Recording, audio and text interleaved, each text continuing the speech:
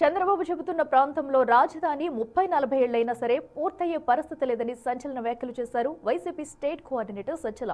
నవరాయుపూర్ ఇందుకు ఉదాహరణగా చెప్పారాయన. చంద్రబాబు తన పలుకుబడి మొత్తం అమరావతి చట్టపద్ధతికే వాడేస్తున్నారని, గ్రాంట్స్ కోసం ట్రై చేసి ఉండాల్సిందని సలహా ఇచ్చారు.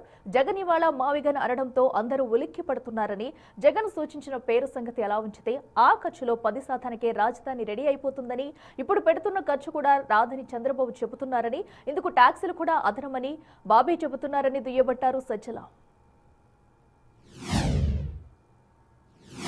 ఎలక్షన్స్ తర్వాత ఎప్పుడైతే మళ్ళీ 5 years చంద్రబాబు నాయుడు గారు వచ్చారో ఎలాగో ఆయన అడ్డంగా పోతున్నాడు ఇక్కడ. పైగా సెంటర్లో కూడా ఇప్పుడు ఆయన ఉన్న పలుకుబడేంత ఏం లేదు, దీనికే వాడుకుంటున్నాడు. ఎట్లా దీనికి పట్టుకొని రావాలని నిజంగా ఆ పలుకుబడి వాడుకుంటే ఆ గ్రాంట్ తీసుకొచ్చిండాలా. సెంటర్ నుంచి 30,000 కోట్లు 40,000 కోట్లు గ్రాంట్ తెచ్చి కట్టాడు అనుకోండి, జగన్మోహన్ రెడ్డి గారికి అభ్యంతరం ఏముంది? ఎందుకు వద్దంటాం? వైఎస్ఆర్ కాంగ్రెస్ పార్టీ వాళ్ళు ఎందుకు అభ్యంతరం చెప్తాం?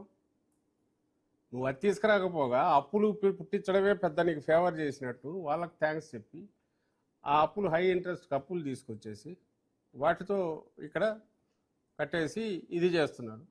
ఇది పాయింట్అవుట్ చేస్తూ జగన్మోహన్ రెడ్డి గారు 24 పోస్ట్ 24 ఎలక్షన్స్ ఇప్పటికి 2 సార్లు 3 సార్లు దీని గురించి ప్రస్తావించారు.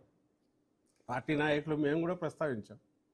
అయ్యా వద్దు, అక్కడ దాని బదులు ఇటు వచ్చేసి కనీసం మిగులుతుంది.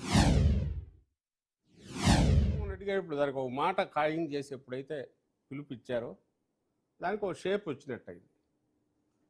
సో దాన్ని అంతవరకే చూడాలి, అంతకుమించి చూడాల్సిన అవసరం లేదు. ఇప్పుడు అది ఏ పేరు పెట్టినా నిజంగా ఆయన చేతిలో ఉండేది, ఎందుకంటే అధికారంలో ఆయన ఉన్నాడు.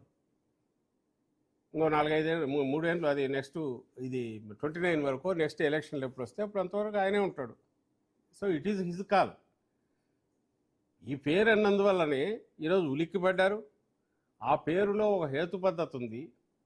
దాంతోపాటు ఏంటిది అనగానే జగన్మోహన్ రెడ్డి గారు చెప్పిన ప్రపోజల్ అందరికి గుర్తొస్తుంది. అవును కదా, బాగానే కరెక్ట్గా చెప్తున్నాడు కదా అని ప్రజలు అనుకుంటున్నారు.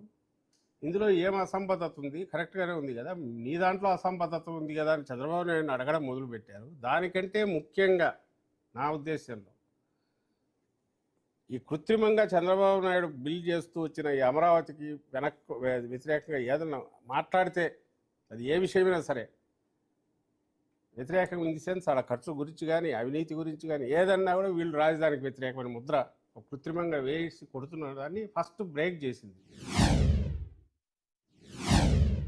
మొన్న ఆయన ఆన్సర్ చేసిన ప్రయత్నంలోనే అది డొల్లా అని ఆయనంతటా ఆయనే ఒప్పుకున్నాడు. ఇప్పట్లో ఏది రాదు అని ఏమన్నాడు? ల్యాండ్స్ ఇప్పుడే అమ్మితే రేట్లు ఎక్కడ వస్తాయని. మరి ఎప్పుడు అమ్మితే వస్తాయి?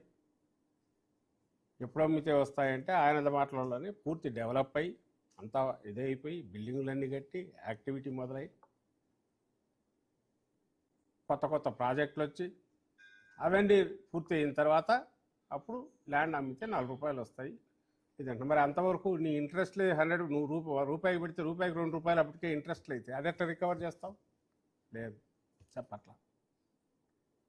ఇంకో మాట ఏమన్నాడు? ఖర్చు ఇప్పుడు మనం పెట్టే ఖర్చులో ట్యాక్సులు వస్తాయి అన్నాడు.